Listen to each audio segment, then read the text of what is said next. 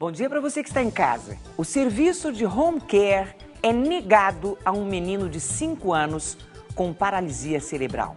A operadora só garante o serviço no Rio de Janeiro ou São Paulo. A família da criança mora em Santa Catarina. O Pronto Atendimento de hoje vai falar sobre planos de saúde.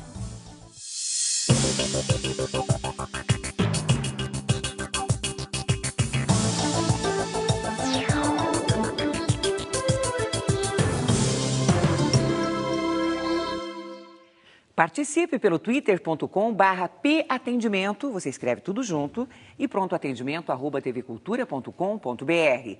Para conversar com a gente sobre o tema, está aqui a advogada Luciana Berardi. Luciana, bom dia. Muito obrigada por sua presença mais uma vez aqui no Pronto Atendimento. Bom dia, Madi.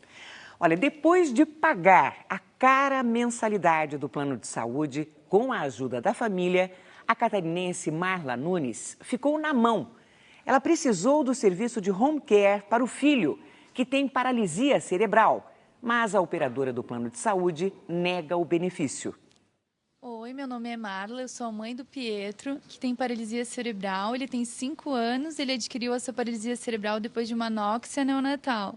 O Pietro, ele faz acompanhamento neurológico aqui com um médico neurologista que acompanha ele há muitos anos, que tem ajudado muito ele. Eu moro em Santa Catarina, em Balneário Camboriú. A doutora pediatra, logo quando a gente internou, ela já fez o pedido de home care e no mesmo dia ele foi negado. Inclusive, ela deu risada da minha cara, a pessoa que ficou responsável pelo home care, dizendo que eu não tinha necessidades desse acompanhamento de home care, que eu ia ser instruída por médicos para cuidar do meu filho em casa. Só que nenhum médico vai liberar o meu filho sem eu ter o home care. O Pietro tem essa paralisia cerebral, é super grave, ele não fala, ele não anda, ele é acamado. Ele fez agora uma cirurgia, que foi o motivo da minha internação, que é uma gastrostomia com fundoplicatura, né? E para isso que eu preciso do home care, né? O plano de saúde é quase R$500. Meus familiares ajudam, os familiares do meu marido também. Ele faz outras terapias que também são particulares, como fisioterapia, ecoterapia, acupuntura, hidroterapia. E eu queria saber o que eu podia fazer para eu receber esse benefício na minha casa o quanto antes. E também queria saber qual é o motivo que eles não me disponibilizam esse home care em Santa Catarina, se eles disponibilizam em São Paulo e Rio de Janeiro. Luciana, essa família procurou o pronto atendimento, felizmente a gente conseguiu o contato, eles estando aqui em São Paulo. Bem, esse plano que eles têm, ele é considerado top de linha. Está correto esse procedimento, Luciana? Em hipótese alguma, Madi. Ainda mais se você está me dizendo que o plano é considerado top de linha, provavelmente esse plano tem abrangência geográfica nacional, então a negativa da seguradora médica é absurda e é digna, inclusive, de uma ação de indenização por danos morais. O que seria importante essa família fazer, em primeiro momento, seria que ela se certificasse, que ela recolhesse a documentação da negativa da seguradora e quais são as razões. Porque, em especial, se o contrato de fato é de abrangência nacional, ele tem direito, sim, ao home care, em especial em qualquer lugar do país, se for de abrangência nacional. É sim, Luciana, de abrangência nacional. Então, e aí cabe até um processo por danos morais, não é isso? Mas não tenha dúvidas. A primeira coisa é que, na prática, de fato, o que deveria a família fazer? Então, se certificar, recolher a documentação necessária para que pudesse colher provas, coletar prova contra o plano de saúde, ou seja, a negativa efetiva do plano de saúde.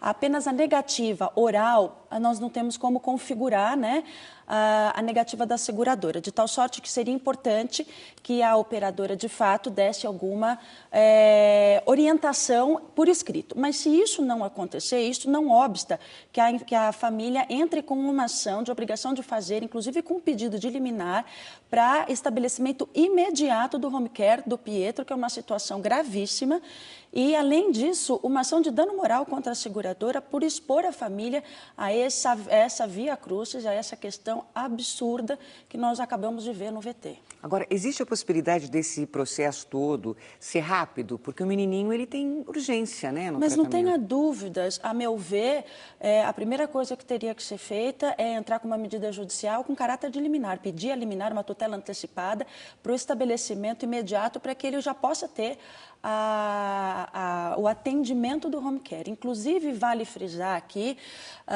que nós temos a abrangência aqui no Estado de São Paulo, que o Tribunal de Justiça do Estado de São Paulo, no início deste ano, sumulou esta matéria, dizendo, na súmula 90, onde deixa expressamente que todo home care, que desde que seja expressamente solicitado por médico, mesmo que conste da negativa do contrato do plano de saúde, se for expresso por médico, necessariamente a operadora está obrigada a cumprir isso.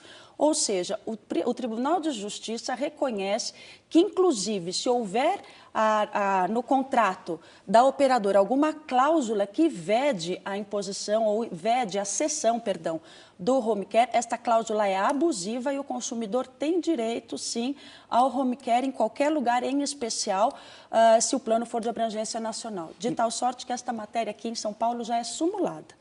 E você, na sua experiência como profissional, esse tipo de desrespeito, ele é comum, Luciana? É muito comum, sim.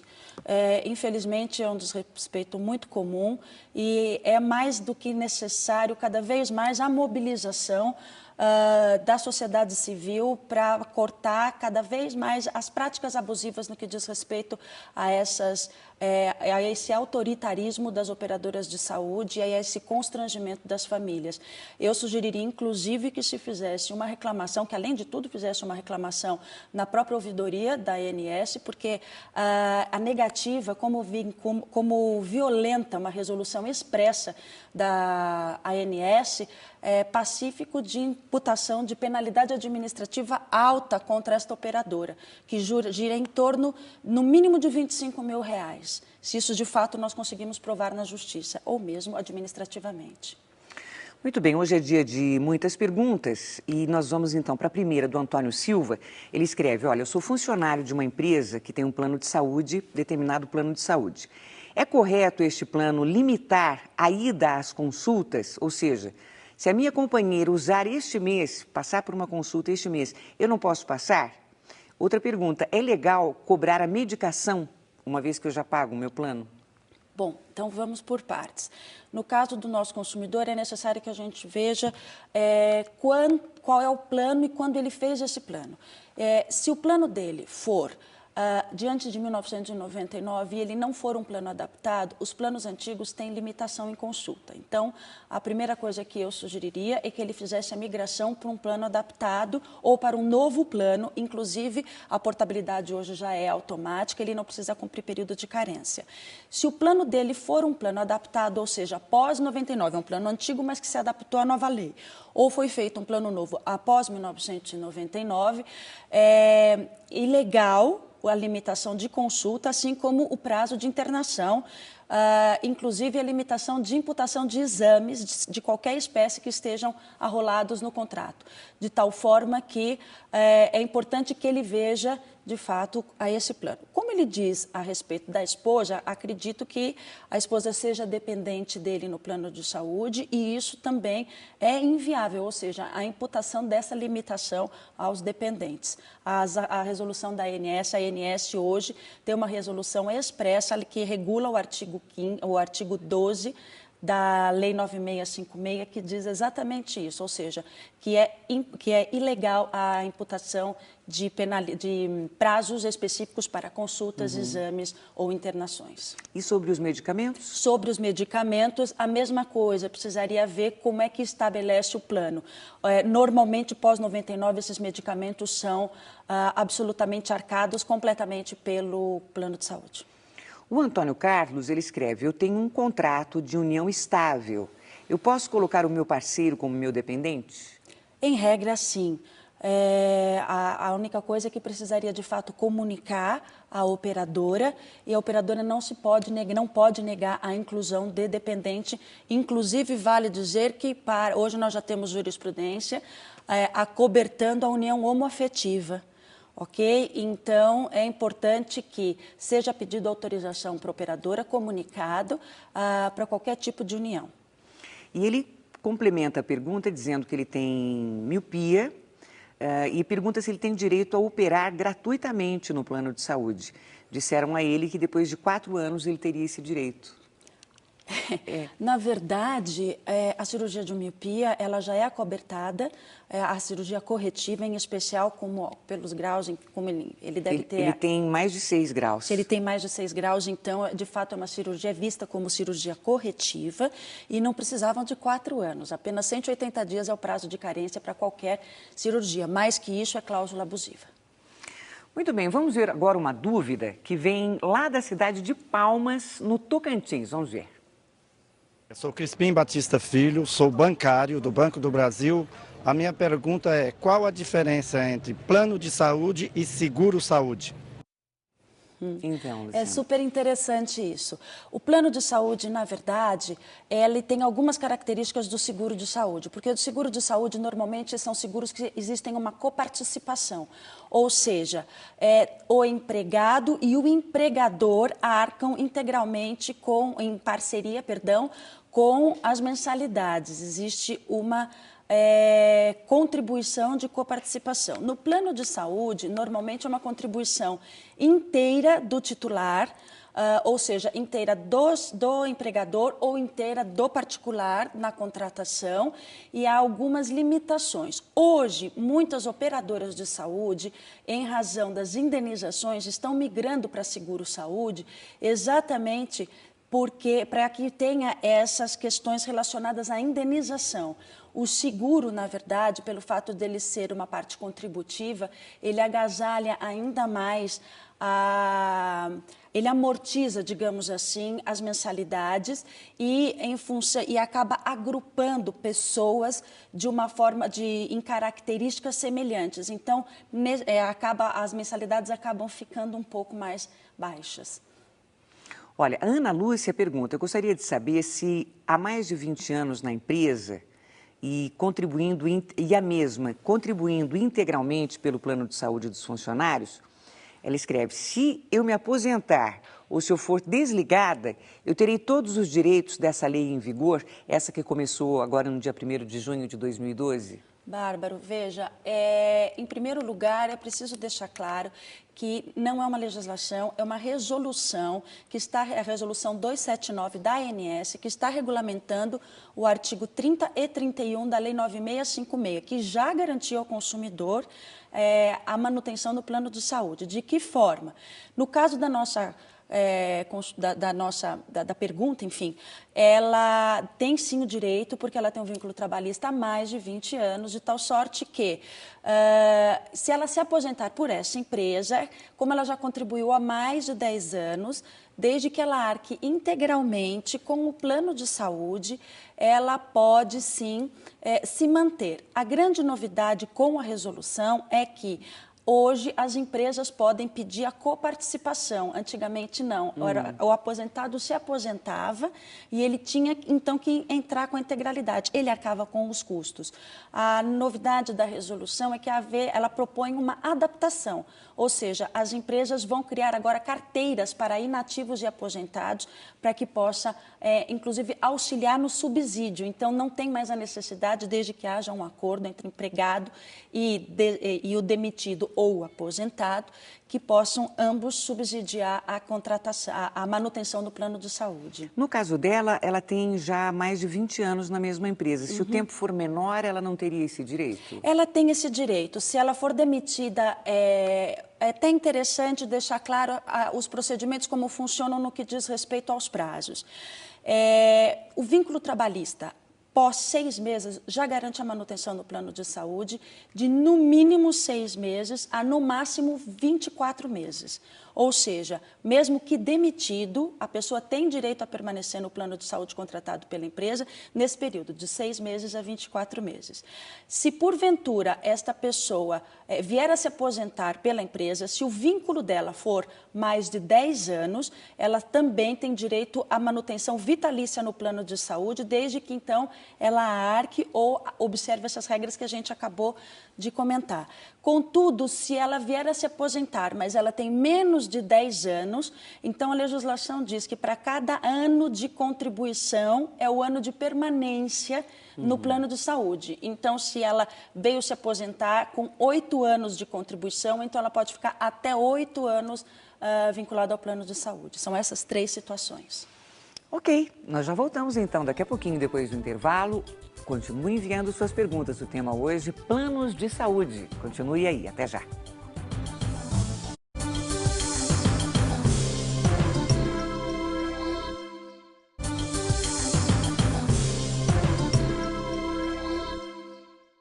Nós estamos de volta com o Pronto Atendimento e o tema de hoje é planos de saúde. Quem está tirando as suas dúvidas é a advogada Luciana Berardi. Luciana, a Vera Lúcia Miranda faz uma pergunta que é bem comum. Ela gostaria de saber o motivo para um aumento de valor de quase 50% na mensalidade quando o beneficiário completa 59 anos. Vera, os requisitos dos reajustes vêm dispostos na lei, no artigo 15 da Lei 9656 de 98.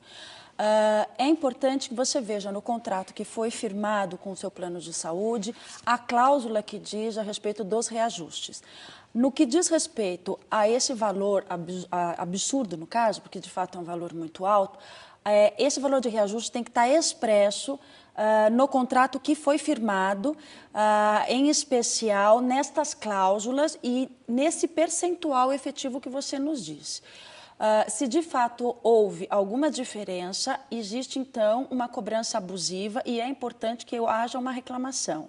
É importante dizer também que todo ano, na data do aniversário dos planos de saúde, a lei permite que esses planos eles sejam reajustados num percentual adequado e aprovado anteriormente pela ANS.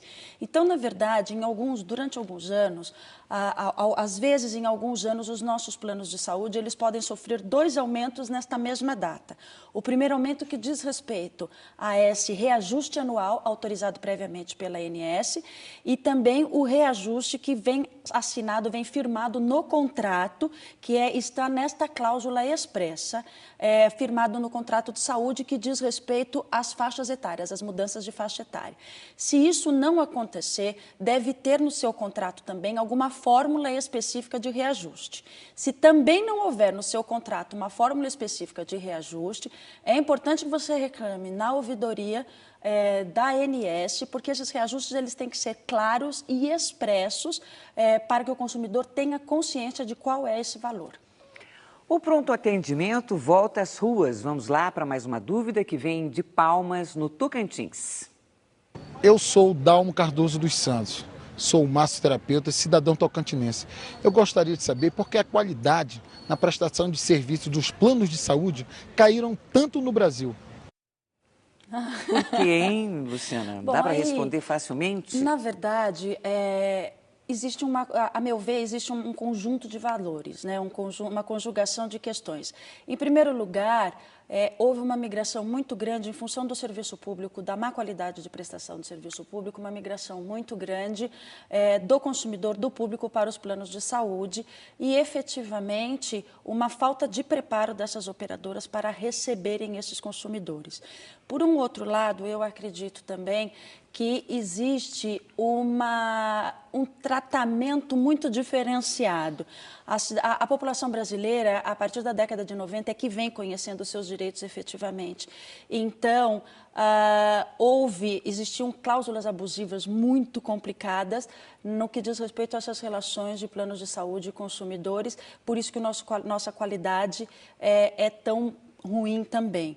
Por um outro lugar, nós temos as questões vinculadas ao pagamento, né? As questões relacionadas ao reembolso médico, a questão da qualidade do serviço, da prestação de serviço dos médicos. Não que seja ruim, mas efetivamente nada contra o profissional. Mas a demanda, em função da falta de preparo do recebimento do excesso de demanda, acaba fazendo com que necessariamente o serviço médico acabe caindo de qualidade, baixando de qualidade. Em especial também no que diz respeito à própria remuneração, né? A meu ver, é vergonhoso a remuneração dos médicos que trabalham em planos de saúde, inclusive dos próprios hospitais. Quer dizer, é um desequilíbrio relativamente muito grande, econômico-financeiro, inclusive. Eu acho que você conseguiu resumir bem as razões. Olha, a América Kimura é de São José do Rio Preto e ela escreve: eu tenho plano particular desde outubro de 2009. Agora o meu esposo terá um convênio empresarial. Eu quero saber como funciona a portabilidade. Bom, se ela tem um convênio particular, provavelmente então ela entre também como dependente do próprio esposo nesse novo plano. A portabilidade é automática, desde que ocorra na data do aniversário do plano, e é importante também que isso seja feito por escrito, com uma comunicação expressa para o novo plano, para que não haja cumprimento do período de carência. Essa portabilidade não tem custos, né? Não, em hipótese alguma. A portabilidade hoje, a migração é reconhecida por lei. Os custos, o que haverão é os custos do novo plano de saúde. Agora, efetivamente, um custo, uma desoneração por parte do consumidor para esta migração, em hipótese nenhuma. A Tânia escreve: eu tenho parentes que possuem plano particular e os mesmos se encontram com mais de 70 anos. Não foi avisado pelo plano que após os 60 anos de idade, eles não poderiam ser cobrados um percentual altíssimo pelo atingimento, por ter atingido essa idade. Então, ela quer dizer que eles não foram informados que depois de 60 anos eles teriam que pagar mais, é isso? O que eu imagino que ela esteja querendo perguntar diz respeito à questão do Estatuto do Idoso, porque nós estávamos conversando há pouco no que diz respeito a esses reajustes por faixa etária que vinham previstos nos contratos. Existe após 2004, com o Estatuto do Idoso, uma vedação expressa do reajuste por faixa etária. Ou seja, é importante que o consumidor verifique no seu contrato como é que isso vai permanecer, ou seja, após completar 60 anos de idade, qual é o valor, o patamar de reajuste autorizado pelo plano de saúde. Deixando claro que pós 2004, com a edição do Estatuto do Idoso, o reajuste por faixa etária ele é ilegal. Se isso ocorrer, é importante que o consumidor entre com uma medida judicial ou então que reclame nos órgãos de defesa do consumidor ou mesmo na ANS. Porque hoje nós já temos regras específicas para isso. Sim. Olha, a Érica Hurtado é de São João da Boa Vista. Ela conta: eu sou proprietária de uma empresa na qual possuo plano de saúde. Estou vendendo esta empresa, mas gostaria de continuar com esse plano, que eu possuo desde 2001. Porém, fui informada que eu precisaria fazer um novo plano, qual o valor é muito superior ao que eu pago hoje. Nesse caso, eu não tenho direito de continuar com o plano no mesmo valor? Veja, como ela está fechando a empresa, então o que seria importante era fazer a migração, a portabilidade para um plano similar. A contratação de um novo plano, se houver a contratação de um novo plano, então provavelmente ela terá que cumprir prazos de carência, o que não seria recomendável. Como é um plano empresa, né, então necessariamente ela teria que migrar para um plano similar. O que eu recomendaria seria o seguinte: que ela entrasse em contato com a operadora, explicasse a situação para a operadora e verificar com a corretora efetivamente quais são os planos similares ao plano que ela tem hoje, exatamente para que ela possa migrar para esse novo plano sem cumprir o prazo de carência e sem que pague uma diferença excedente muito grande. Nós temos essa alternativa, sim. É importante, inclusive, que você se informe com a sua operadora, porque isso é possível.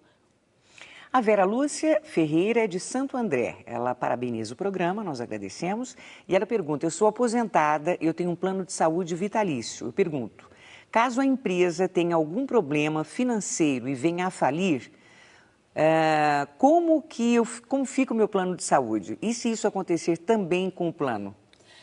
Vera, pelo que você me diz, então ela aposentada, provavelmente quem arque, a Vera deve estar arcando integralmente com o plano de saúde. Se a empresa que você trabalhou vier a falir, não tem problema nenhum, a sua garantia da vitalicidade está assegurada pela própria operadora de saúde, mesmo porque a sua relação hoje é diretamente com a operadora de saúde. Você já tem a vitalicidade garantida e o seu contrato de trabalho já foi rescindido. Alessandra Campos tem 36 anos, é de São Paulo. Sobre a autorização de exame, mesmo sendo urgente fazer uma ressonância magnética, o convênio pode demorar 72 horas para emitir a autorização ou mesmo pode negar essa autorização? Bom, poder não pode, né? O que acontece é que, de fato, em caso de urgência, a autorização deveria ser imediata.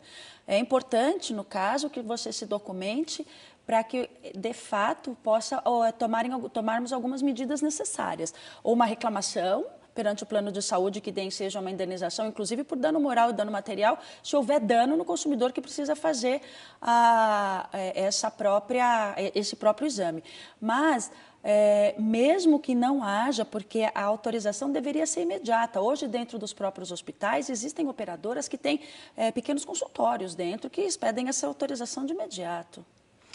Joana Nunes Cunha, de São Paulo. Ela escreve: eu trabalhei 20 anos e entrei, fez aquele pedido de demissão voluntária, o PDV. Sim.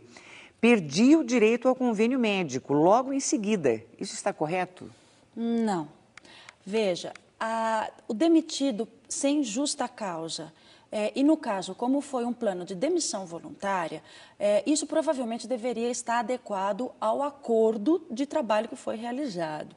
Eu volto a dizer, como é uma demissão voluntária, portanto, ela foi demitida sem justa causa. Então, ela se mantém, sim, dentro da cláusula legal, ela está agasalhada pela lei, que a garante o prazo de estabilidade com a manutenção do plano de saúde de, no mínimo, 6 meses a, no máximo, 24 meses. O que ela tem que fazer agora, então? Bom, nesse caso específico, é importante, então, que ela notifique a empresa que ela trabalhava e peça, de fato, a continuidade do plano de saúde. Além de notificar a empresa, que ela notifique também a operadora de saúde. Que isso também seja feito da forma mais rápida possível para que ela não fique descoberta sem nenhuma operadora de saúde, né, no que diz respeito a essa prestação de serviço. Se ainda assim for negado, uma medida judicial emergente.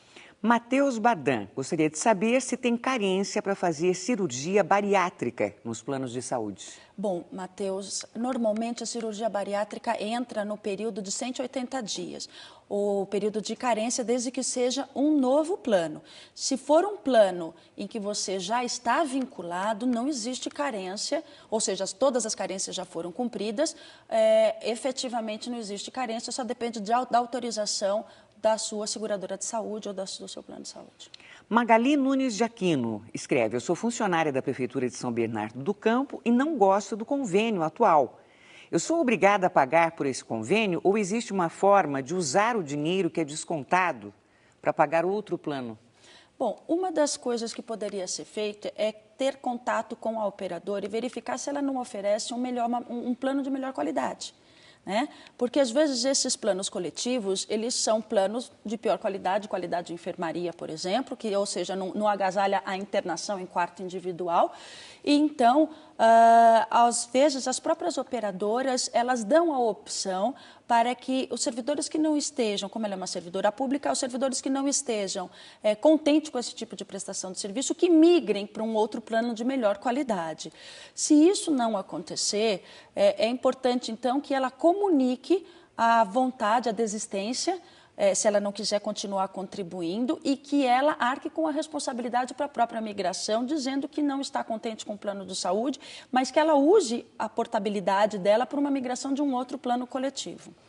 Luciana Berardi, recebemos muitas perguntas, a gente respondeu o que foi possível. No próximo programa a gente vai fazer isso. Bom dia para você, muito obrigada por sua presença. Sou eu novamente que agradeço, Nádia. Obrigada. Bem, as férias estão chegando e os problemas com os pacotes de viagens também. A gente se encontra amanhã para falar sobre direitos do consumidor. Bom dia, até amanhã às 8h.